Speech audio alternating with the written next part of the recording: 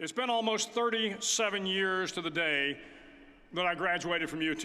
I remember a lot of things about that day. I remember I had a throbbing headache from a party the night before.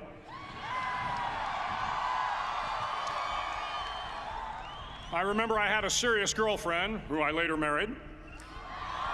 That's important to remember, by the way. And I remember I was getting commissioned in the Navy that day. But of all the things I remember, I don't have a clue who the commencement speaker was, and I certainly don't remember anything they said. So acknowledging that fact, if I can't make this commencement speech memorable, I will at least try to make it short. So the university's slogan is, "What starts here changes the world." Well, I've got to admit, I kind of like it. What starts here changes the world. Tonight, there are almost 8,000 students, or there are more than 8,000 students graduated from UT.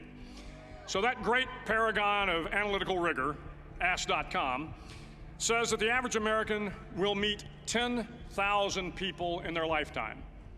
10,000 people, that's a lot of folks. But if every one of you changed the lives of just 10 people, and each one of those people changed the lives of another 10 people, and another 10, then in 5 generations, 125 years, the class of 2014 will have changed the lives of 800 million people. 800 million people. Think about it. Over twice the population of the United States. Go one more generation, and you can change the entire population of the world, 8 billion people. If you think it's hard to change the lives of 10 people, change their lives forever, you're wrong. I saw it happen every day in Iraq and Afghanistan. A young Army officer makes a decision to go left instead of right down a road in Baghdad, and the 10 soldiers with him are saved from a close-in ambush. In Kandahar province, Afghanistan, a non-commissioned officer from the female engagement team senses that something isn't right and directs the infantry platoon away from a 500-pound IED, saving the lives of a dozen soldiers. But if you think about it, not only were those soldiers saved by the decisions of one person, but their children were saved, and their children's children. Generations were saved by one decision, one person. But changing the world can happen anywhere, and anyone can do it. So what starts here can indeed change the world. But the question is, what will the world look like after you change it? Well, I'm confident that it will look much, much better. But if you'll humor this old sailor for just a moment, I have a few suggestions that may help you on your way to a better world. And while these lessons were learned during my time in the military, I can assure you that it matters not whether you ever served a day in uniform. It matters not your gender, your ethnic or religious background, your orientation, or your social status. Our struggles in this world are similar, and the lessons to overcome those struggles and to move forward, changing ourselves and changing the world around us, will apply equally to all. I've been a Navy SEAL for 36 years, but it all began when I left UT for basic SEAL training in Coronado, California. Basic SEAL training is 6 months of long, torturous runs in the soft sand, midnight swims in the cold water off San Diego, obstacle courses, unending calisthenics, days without sleep, and always being cold, wet, and miserable. It is 6 months of being constantly harassed by professionally trained warriors who seek to find the weak of mind and body and eliminate them from ever becoming a Navy SEAL. But the training also seeks to find those students who can lead in an environment of constant stress, chaos, failure, and hardships. To me, basic SEAL training was a lifetime of challenges crammed into 6 months. So here are the 10 lessons I learned from basic SEAL training that hopefully will be of value to you as you move forward in life. Every morning in SEAL training, my instructors, who at the time were all Vietnam veterans, would show up in my barracks room, and the first thing they'd do was inspect my bed. If you did it right, the corners would be square, the covers would be pulled tight, the pillow centered just under the headboard, and the extra blanket folded neatly at the foot of the rack. It was a simple task, mundane at best, but every morning we were required to make our bed to perfection. It seemed a little ridiculous at the time, particularly in light of the fact that we were aspiring to be real warriors, tough, battle-hardened SEALs. But the wisdom of this simple act has been proven to me many times over. If you make your bed every morning, you will have accomplished the first task of the day. It will give you a small sense of pride, and it will encourage you to do another task, and another, and another. And by the end of the day, that one task completed will have turned into many tasks completed. Making your bed will also reinforce the fact that the little things in life matter. If you can't do the little things right, you'll never be able to do the big things right. And if by chance you have a miserable day, you will come home to a bed that is made, that you made. And a made bed gives you encouragement that tomorrow will be better. So if you want to change the world, start off by making your bed. During SEAL training, the students are all broken down into boat crews. Each crew is 7 students, 3 on each side of a small rubber boat, and 1 coxswain to help guide the dinghy. Every day, your boat crew forms up on the beach and is instructed to get through the surf zone and paddle several miles down the coast. In the winter, the surf off San Diego can get to be 8 to 10 feet high, and it is exceedingly difficult to paddle through the plunging surf unless everyone digs in. Every paddle must be synchronized to the stroke count of the coxswain. Everyone must exert equal effort, or the boat will turn against the wave and be unceremoniously dumped back on the beach. For the boat to make it to its destination, everyone must paddle. You can't change the world alone. You will need some help. And to truly get from your starting point to your destination takes friends, colleagues, the goodwill of strangers, and a strong coxswain to guide you. If you want to change the world, find someone to help you paddle. Over a few weeks of difficult training, my SEAL class, which started with 150 men, was down to just 42. There were now 6 boat crews of 7 men each. I was in the boat with the tall guys, but the best boat crew we had was made up of the little guys, the Munchkin crew, we called them. No one was over 5'5".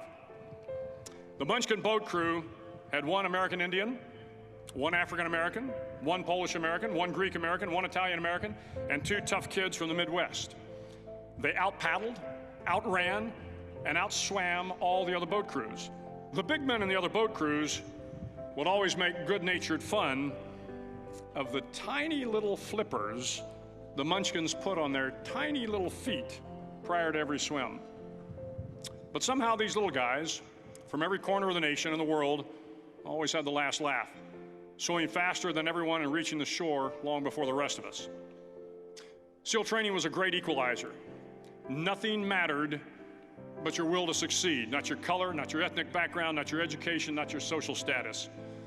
If you want to change the world, measure a person by the size of their heart, not by the size of their flippers. Several times a week, the instructors would line up the class and do a uniform inspection. It was exceptionally thorough. Your hat had to be perfectly starched, your uniform immaculately pressed, your belt buckle shiny and void of any smudges. But it seemed that no matter how much effort you put into starching your hat or pressing your uniform or polishing your belt buckle, it just wasn't good enough. The instructors would find something wrong. For failing the uniform inspection, the student had to run, fully clothed, into the surf zone, then wet from head to toe, roll around on the beach until every part of your body was covered with sand. The effect was known as a sugar cookie. You stayed in the uniform the rest of the day, cold, wet, and sandy. There were many a student who just couldn't accept the fact that all their efforts were in vain, that no matter how hard they tried to get the uniform right, it went unappreciated. Those students didn't make it through training. Those students didn't understand the purpose of the drill. You were never going to succeed. You were never going to have a perfect uniform. The instructors weren't going to allow it. Sometimes, no matter how well you prepare or how well you perform, you still end up as a sugar cookie. It's just the way life is sometimes. If you want to change the world, get over being a sugar cookie and keep moving forward. Every day during training, you were challenged with multiple physical events: long runs, long swims, obstacle courses, hours of calisthenics, something designed to test your mettle. Every event had standards, times you had to meet. If you failed to meet those times, those standards, your name was posted on a list, And at the end of the day, those on the list were invited to a circus. A circus was 2 hours of additional calisthenics designed to wear you down, to break your spirit, to force you to quit. No one wanted a circus. A circus meant that for that day, you didn't measure up. A circus meant more fatigue, and more fatigue meant that the following day would be more difficult and more circuses were likely. But at some time during SEAL training, everyone made the circus list. But an interesting thing happened to those who were constantly on the list. Over time, those students who did 2 hours of extra calisthenics got stronger and stronger. The pain of the circuses built inner strength and physical resiliency. Life is filled with circuses. You will fail. You will likely fail often. It will be painful. It will be discouraging. At times, it will test you to your very core. But if you want to change the world, don't be afraid of the circuses. At least twice a week, the trainees were required to run the obstacle course. The obstacle course contained 25 obstacles, including a 10-foot wall, a 30-foot cargo net, a barbed wire crawl, to name a few. But the most challenging obstacle was the slide for life. It had a 3-level, 30-foot tower at one end and a 1-level tower at the other. In between was a 200-foot-long rope. You had to climb the 3-tiered tower, and once at the top, you grabbed the rope, swung underneath the rope, and pulled yourself hand over hand until you got to the other end. The record for the obstacle course had stood for years when my class began in 1977. The record seemed unbeatable until one day a student decided to go down the slide for life head first. Instead of swinging his body underneath the rope and inching his way down, he bravely mounted the top of the rope and thrust himself forward. It was a dangerous move, seemingly foolish and fraught with risk. Failure could mean injury and being dropped from the course. Without hesitation, the student slid down the rope perilously fast. Instead of several minutes, it only took him half that time. And by the end of the course, he had broken the record. If you want to change the world, sometimes you have to slide down the obstacles head first. During the land warfare phase of training, the students are flown out to San Clemente Island, which lies off the coast of San Diego. The waters off San Clemente are a breeding ground for the great white sharks. To pass SEAL training, there are a series of long swims that must be completed. One is the night swim. Before the swim, the instructors joyfully brief the students on all the species of sharks that inhabit the waters off San Clemente. They assure you, however, that no student has ever been eaten by a shark, at least not that they can remember. But you are also taught that if a shark begins to circle your position, stand your ground. Do not swim away. Do not act afraid. And if the shark, hungry for a midnight snack, darts towards you, then summons up all your strength and punch him in the snout, and he will turn and swim away. There are a lot of sharks in the world. If you hope to complete the swim, you will have to deal with them. So if you want to change the world, don't back down from the sharks. As Navy SEALs, one of our jobs is to conduct underwater attacks against enemy shipping. We practice this technique extensively during training. The ship attack mission is where a pair of SEAL divers is dropped off outside an enemy harbor and then swims well over 2 miles underwater, using nothing but a depth gauge and a compass to get to the target. During the entire swim, even well below the surface, there is some light that comes through. It is comforting to know that there is open water above you. But as you approach the ship, which is tied to a pier, the light begins to fade. The steel structure of the ship blocks the moonlight. It blocks the surrounding street lamps. It blocks all ambient light. To be successful in your mission, you have to swim under the ship and find the keel, the center line, and the deepest part of the ship. This is your objective.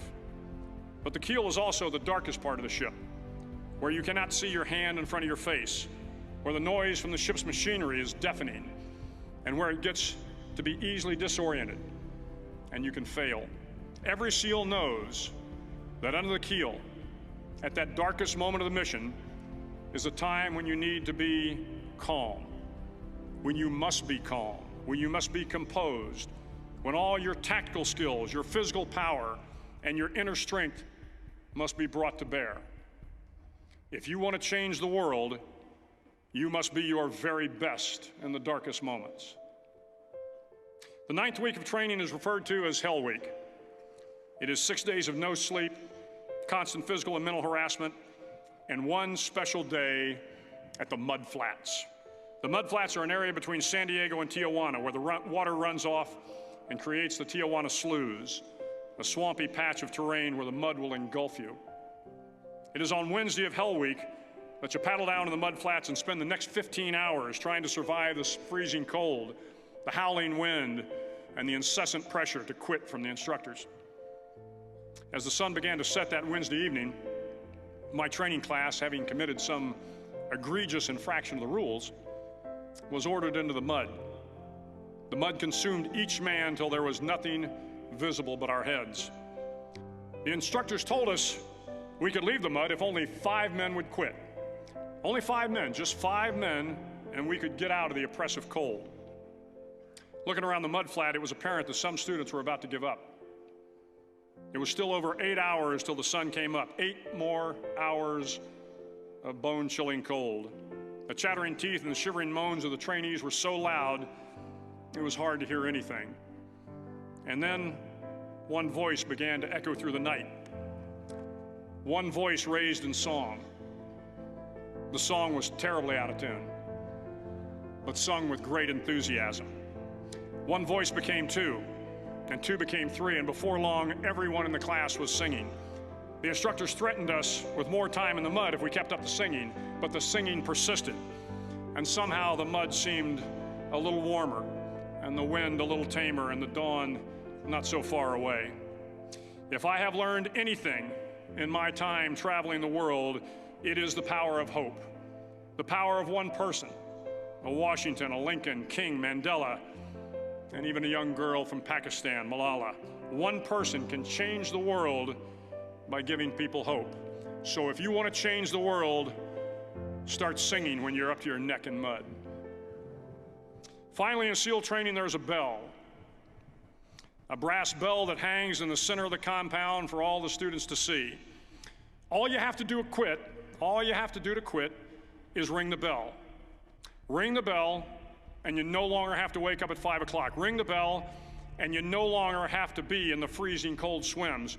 Ring the bell, and you no longer have to do the runs, the obstacle course, the PT, and you no longer have to endure the hardships of training. All you have to do is ring the bell to get out. If you want to change the world, don't ever, ever ring the bell. To the class of 2014, you are moments away from graduating, moments away from beginning your journey through life, moments away from starting to change the world for the better. It will not be easy, but you are the class of 2014, the class that can affect the lives of 800 million people in the next century. Start each day with a task completed. Find someone to help you through life. Respect everyone. Know that life is not fair and that you will fail often. But if you take some risks, step up when the times are the toughest, face down the bullies, lift up the downtrodden, and never, ever give up. If you do these things, the next generation and the generations that follow will live in a world far better than the one we have today. And what started here will indeed have changed the world for the better. Thank you very much